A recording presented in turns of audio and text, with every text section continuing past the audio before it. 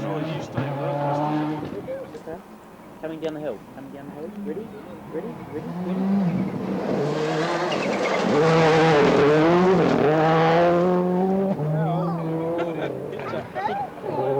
Hit you there.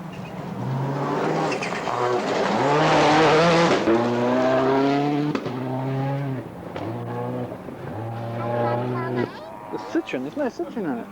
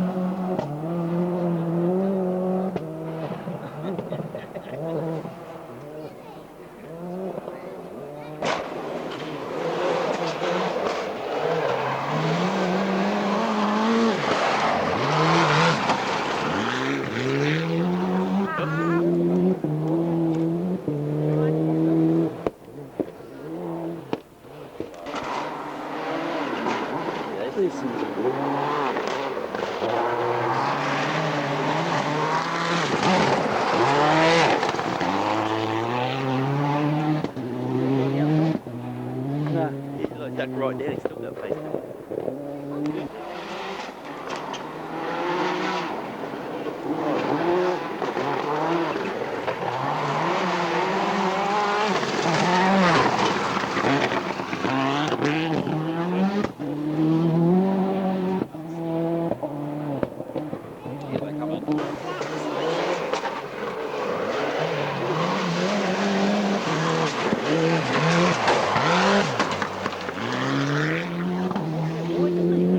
Every time.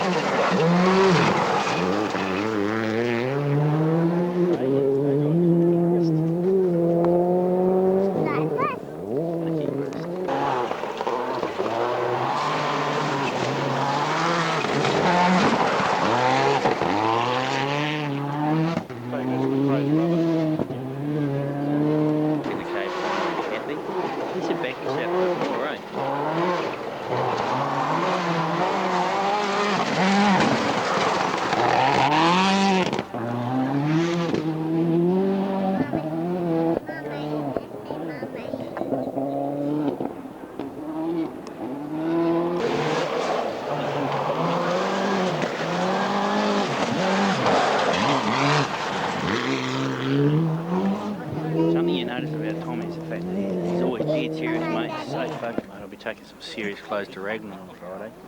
Case of shit down there again.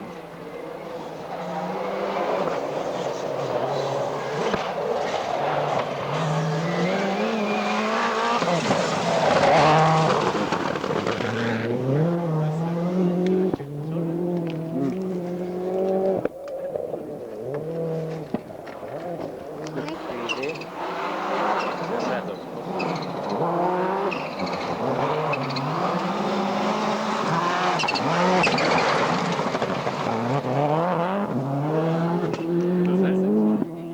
Hey?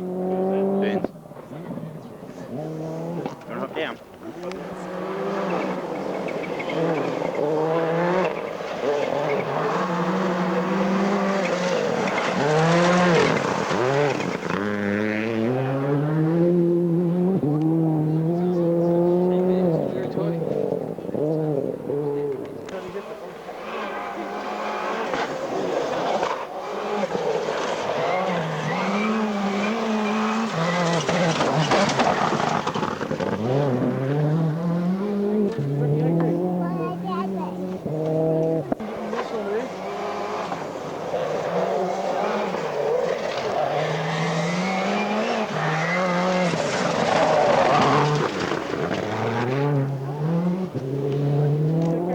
The only thing that's worrying me about stairs is after he gets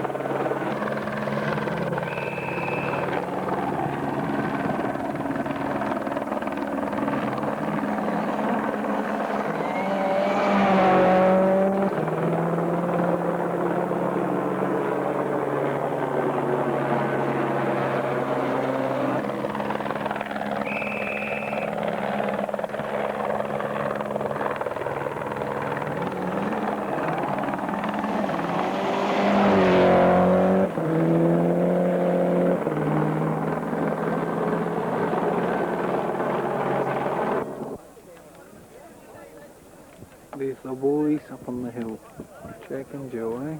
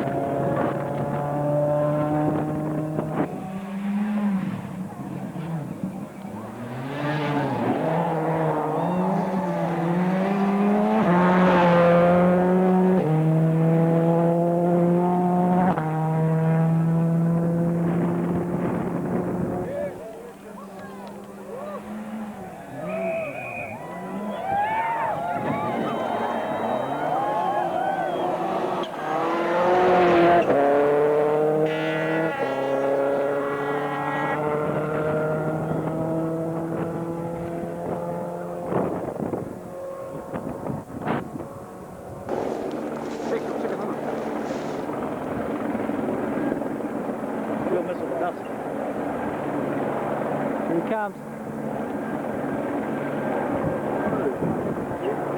Good. Good, Pete.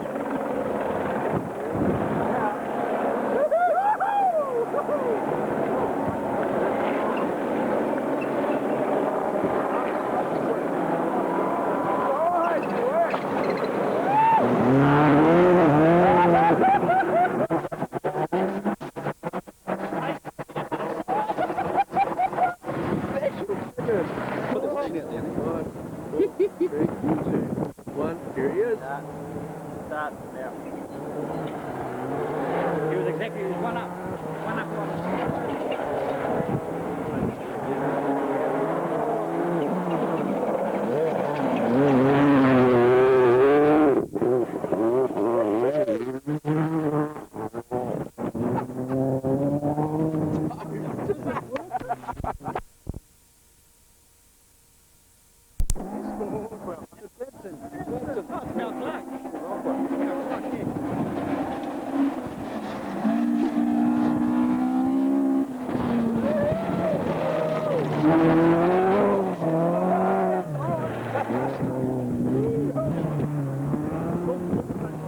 Did you see who was on there?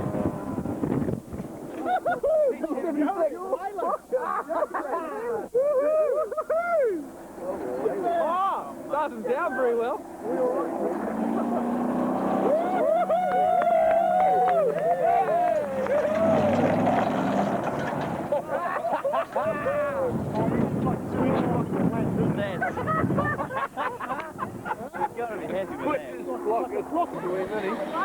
Moving away. Look at the game.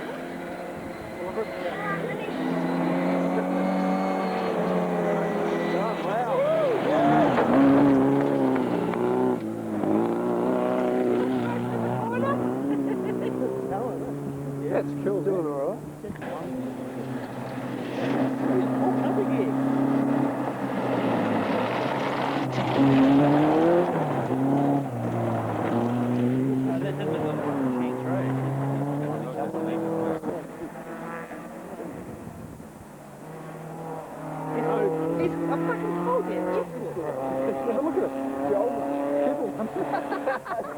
People. Oops, it's fine. So what's his name? Yeah, what's his name? Silverdale Auto. Guy from the Thames. That's 1700. Oh, now you can't see the road.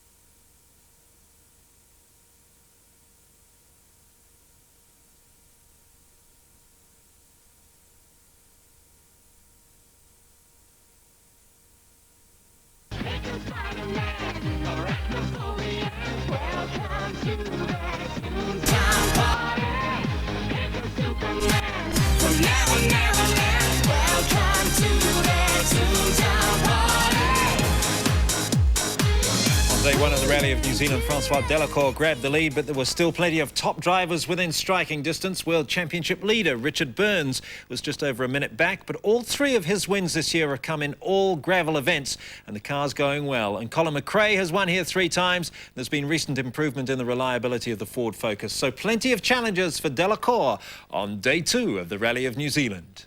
Propecia Rally New Zealand action is proudly brought to you by Sky City.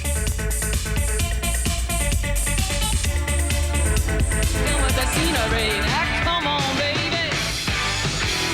Get in the road. Come on now. In the middle of the road, yeah. Welcome to coverage of highlights of Leg 2 of the Propecia Rally of New Zealand. 7 o'clock on Saturday morning, and we're here in the bowels of Sky City. Parc Ferme just behind me. The car's heading off, this time going north to Mangataroto. This is going to be a pivotal day of the Propecia Rally of New Zealand, Leg 2, because not only is the weather going to play a critical part, but so too is stage number 12, the longest stage in world rallying this season, 59 kilometres of twisty, hard, tight gravel roads. Will it be the Peugeots in the front, or will it be Peter Solberg in the Ford? Can he steal a march on the Silver Bullets? You'll have to watch our coverage to find out. 130 kilometres from Auckland's Sky City is Mangatoroto, the base for leg 2 of the Propecia Rally of New Zealand. The day's sure to be dominated by the 59-kilometre Parahai-Ararua stage. Leg 2 of the Propecia Rally of New Zealand dawned fine but windy, with the ever-present threat of rain. The first car on the road, Blues, now plagued overnight leader Francois Delacour. His Peugeot, like the Subaru of Burns on leg 1, slowed on the heavy gravel. He would only manage 8th quickest on special stage 9, but would still lead the rally overall by 0.5 of a second.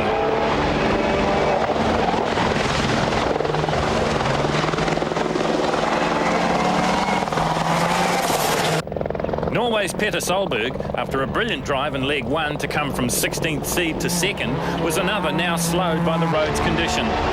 7th quickest on the Waipu Gorge 9th stage, he lost 2nd overall.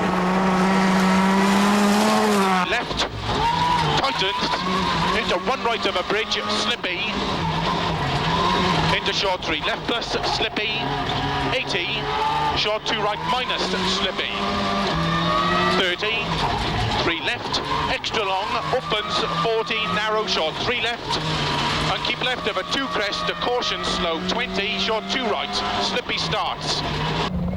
Again making a nonsense of the first on the road theory was Marcus Gronholm.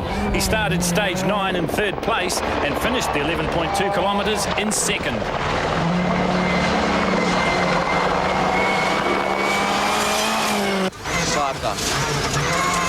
Ryppy vasenlaita oikein nopea, 4 ja vaseri miinus. 8 oikein helppo. Colour Saints like the Northland roads. With overnight rain, they were nowhere near as slippery as yesterday, and this suited the Spaniard better. 4th quickest in 9 in 6:38.2.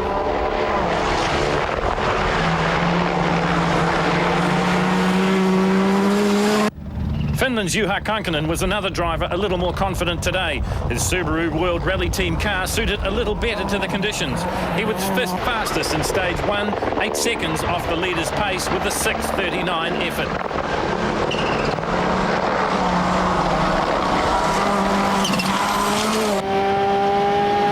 Crest 100, fast left over crest 40, very long K right tightens. 40, long medium left, tightens, and bad right to narrow bridge, and K left. Also happy was Scotland's Colin McRae with Nicky Grist, starting 5th on the road, a lot better than 2nd, and it showed in the times. 2nd quickest here in 6:35, and the best of the Fords on leg 2's opener.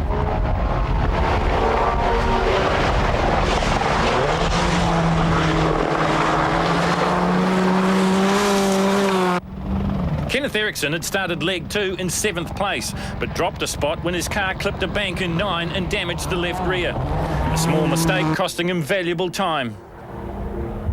Leg 1 had proved frustrating for Richard Burns, running first on the road, a distinct disadvantage. He more than made up for it here, fastest over 9 by 2.3 seconds, and on the climb up the leaderboard. We ride with the very quick Burns and listen to co-driver Robert Reid.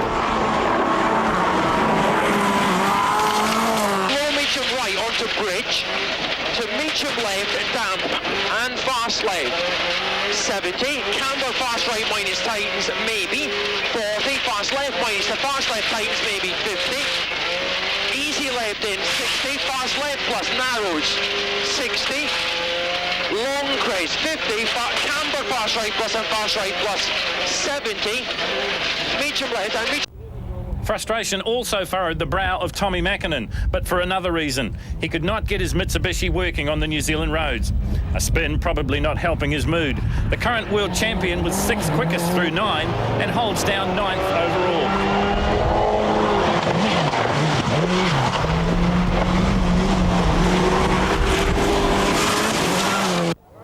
Didier Auriol was involved in a huge battle with Alistair McRae. The only problem for the Frenchman that it was for 10th and 11th place. Out of the points, and the Seat still out of power.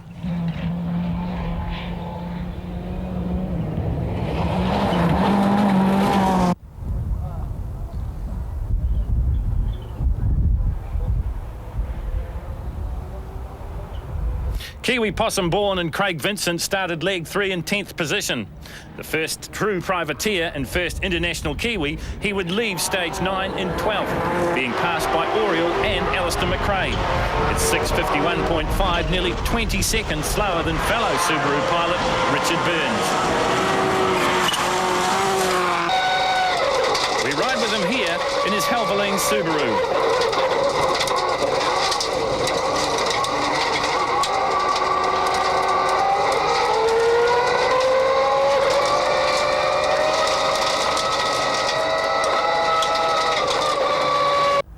Best of the resident Kiwis was still current national champion Jeff Argyle in his Falcon Tyres Mitsubishi Evo 6. Although beaten by his rivals for the New Zealand title here, he held on to 13th overall after 9.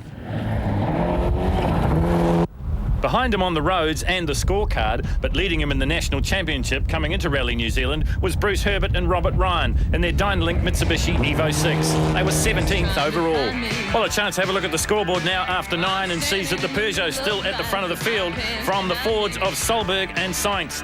Top Kiwi is still Possum Bourne in 12th place. The final service before the 59-kilometre stage 12 meant hard work for the Ford team, and hard work ahead too for new race leader Marcus Gronholm.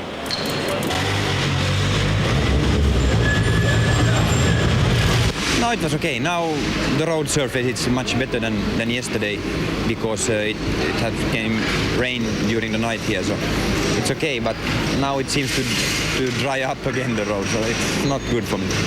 Not bad. It was okay when I was behind Delacour and drawing his tracks, but when I'm first on the road, it's a little bit difficult. But it's a very good learning for me and a very good experience. So I take it very easily. Special Stage 12 is the longest in current world rallying, and with the northern weather taking a turn for the worst, it would surely affect the outcome. Peter Solberg went into Stage 12 in 3rd place overall, beaten by his teammates in 11. He found the roads very slippery, and a spin and an off-road excursion that ended in the bank slowed him considerably. He was 10th fastest through in 35:23.5, 1:18 off the winner's pace. He now lay 7th overall. Peugeot had lost front-runner Delacour to gearbox problems in 10, but they had an able replacement in Marcus Gronholm. 3rd quickest in 10 and 11, he led by 26 seconds going into 12. Coming out, that lead had been cut by just 8 seconds. Carlos Sainz had finally hit his straps. The number 6 Ford Focus lay in 2nd place after a morning of tops 4 stage finishes. The Spaniard made the wrong tyre choice for 12 and slipped to 4th, 43 seconds off the pace. Solberg's problem in 12s were good news for Juha Kankkunen, back to 5th overall. His 34:42.9 good enough for 4th fastest over the Parahi Ararua 59 kilometres.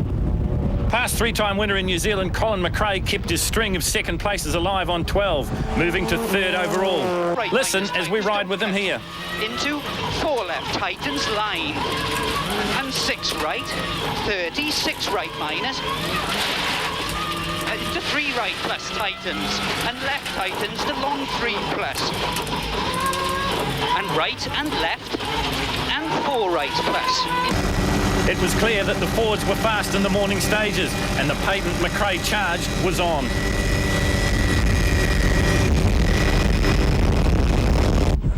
Seventh quickest in 12 was enough for Kenneth Eriksson to keep his 6th position overall. The Castrol car's going very well in the worsening conditions. Conditions that as a past New Zealand winner and long-time visitor, Kenneth should come to expect.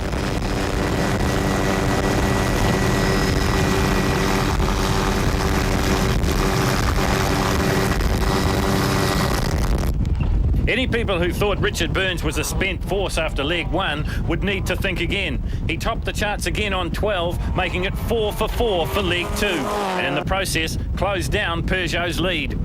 Tommy Mackinnon's Rally Out Mitsubishi was still dogged with diff problems. This time the Gremlins moved to the front of the car. Couple that with tyre problems and punctures and you get a very unhappy world champion. 12th quickest in the stage and 8th overall. Mackinnon used last year's Rally New Zealand as a season's turning point, storming through the final rounds to claim title number 4. If this was to be the plan this year, it was clearly not working.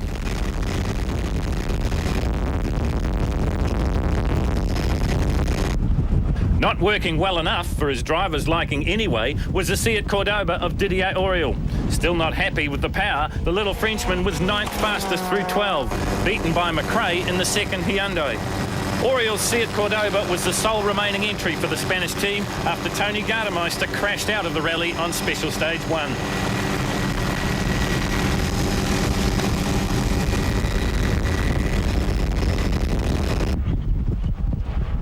The 98 spec Subaru WRC of Possum Bourne was 11th fastest through 12. The Kiwi still not entirely happy with his result, and now battling a hydraulic problem as well. Bourne is based in Australia, where he's battling for a 5th consecutive national title. His main aim at Rally New Zealand was to finish top privateer and top Asia Pacific Championship car. So far, so good. If results were based on crowd support in New Zealand, Possum Bourne would win every time.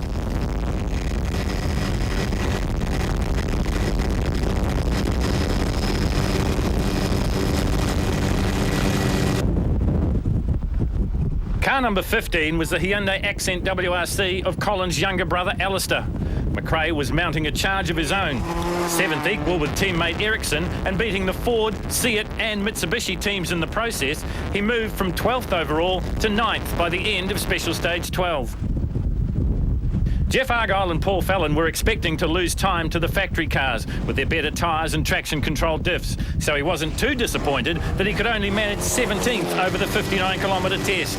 He was also topped by the leading Group N car of Austria's Manfred Stoll and by fellow Kiwi and championship rival Andrew Hawkswood.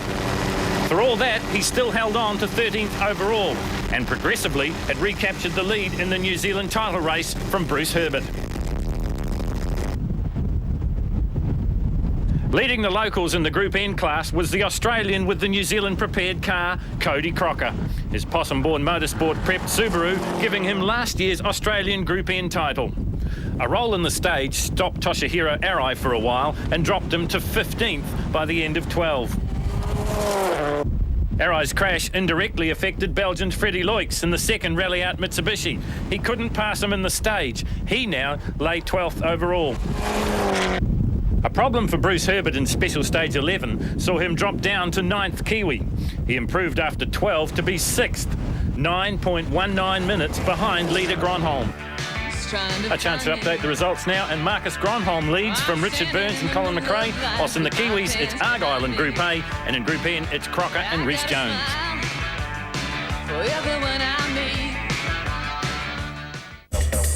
Still the race leader after lunch, the Peugeot performing flawlessly. But for Kiwi Todd Borden in his new Mitsubishi, the sandwiches would have to wait.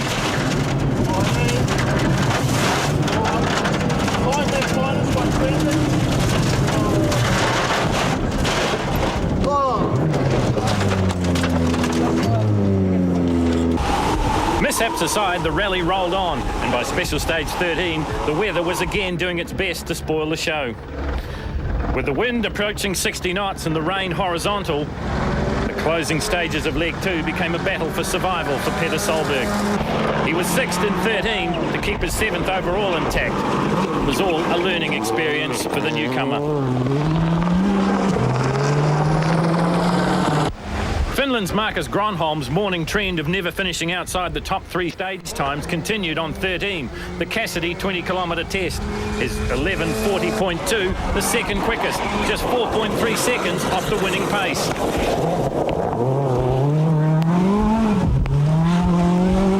Oikein pitkä eri ja vaseri miinus.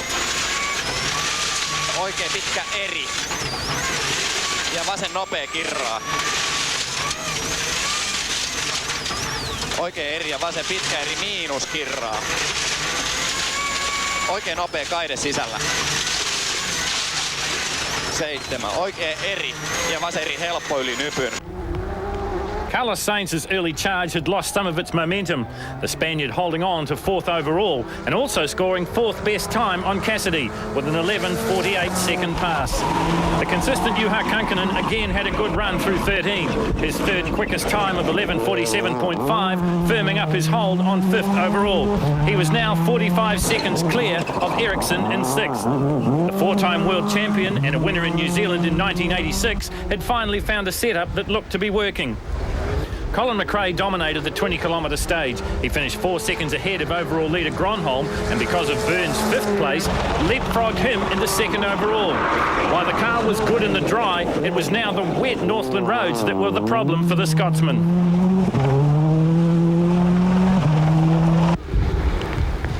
Also impressing was the drive of Alistair McRae in the 2nd Hyundai. 1 position behind teammate Ericsson, again in 13, he retained 9th place with 4 stages to go in Leg 2. 8th overall and 13th meant that Kenneth Ericsson held on to his 6th overall spot. The New Zealand debut for the Hyundai WRC cars impressing the knowledgeable Kiwi fans.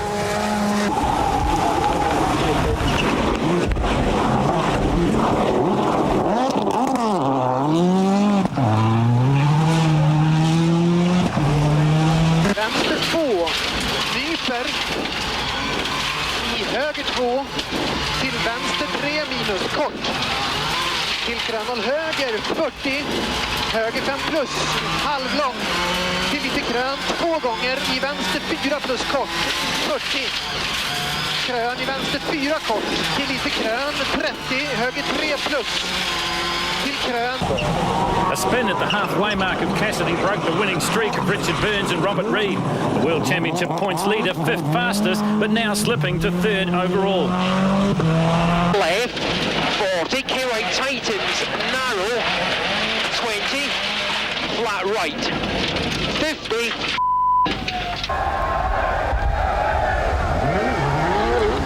Perhaps it was embarrassment that carried the British pair to the finish line after this. 20 flat right, 50 flat.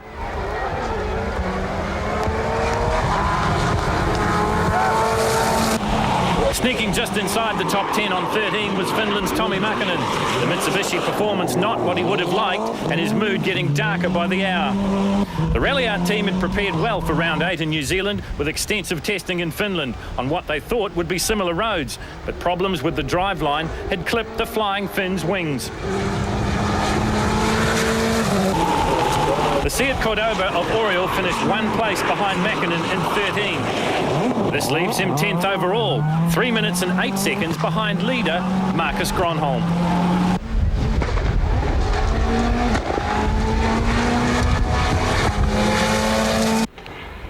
Another Mitsubishi struggling with the conditions was Freddie Loix. This spin costing time. The car seemed to have problems again with the diffs, and the Belgian complained that he couldn't keep the car in a straight line. Like Loix, so many others worried about the rest of the leg and the final day tomorrow. Possumbourne's problems on 12 with an oil leak meant that he was late leaving the service park before 13, earning him a time penalty. So any of the good work he did here at Cassidy was nullified. 11th quickest through the stage, but now a power problem for him and Craig Vincent.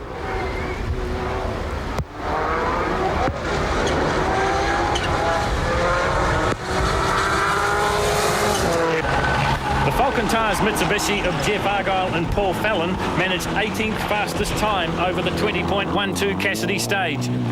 His 12.49 over 1 minute off the pace of the WRC cars, but still leaving him ahead in the resident title stakes. His closest rival now Andrew Hawkswood in another Mitsubishi.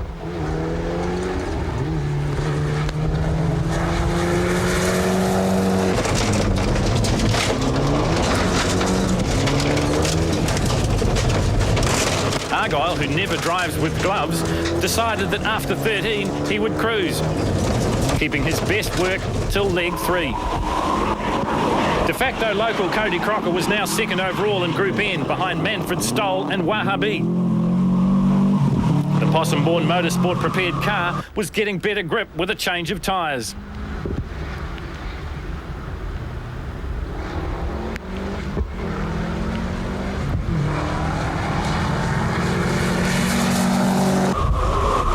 Bearing the battle scars of his role in Special Stage 12 was Japan's Toshihiro Arai in his Spike Subaru. He started the day 15th overall, and even with all his troubles, at the end of 13, he was still 15th overall.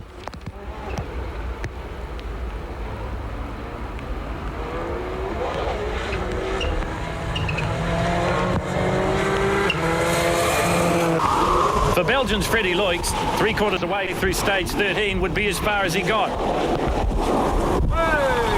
This spin and more transmission problems effectively ending his Propecia Rally of New Zealand. He would retire at the end of the stage.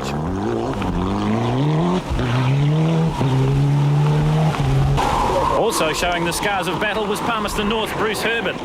After problems earlier on cost him his second Kiwi position, he had dropped to 29th overall. Third Kiwi in Group A behind Argyle, Hawkswood and a resurgent Joe McAndrew. The International Group N class was being led by Austria's Manfred Stoll. Like the WRC drivers, their class was fiercely fought, with Stoll leading from Gustavo Treyas. Second in New Zealand was Hamid Al-Wahabi in his Subaru, another international team with a Kiwi connection, co-driver Tony Circum. A new innovation in this year's rally coverage is the inclusion of Virtual Spectator. Using the graphics pioneered by the America's Cup, you get a first-hand look at how the stages panned out. This example on Special Stage 9, the 16.03 kilometre Brooks shows. Check out the styles and speed difference of the leading contenders as they battle the wet Northland roads. I'm sure you'll agree this advance brings another dimension to spectating of any major motorsport event. If you're wondering why the cars appear to drive over each other, it's because in reality they start 2 minutes apart, and therefore their paths don't deviate. At the end of leg 2, it's still a Peugeot leading the Fords, whilst in the battle of the locals it is Argyle, and in Group N it's Cody Crocker. So we move into the third and final leg of the Propecia Rally of New Zealand. The drivers assess their chances. We don't want to lose any of the advantage we've got. We lost a lot of time yesterday and we have to fight today to make it up. Can you make it up? Well, we can try. We've made up quite a lot. We're only 19 seconds behind Marcus now. We were a minute this morning, so I'm doing the best I can. Yeah, they are catching me all the time a bit, and can be quite tight in the evening, but we still have tomorrow so to go.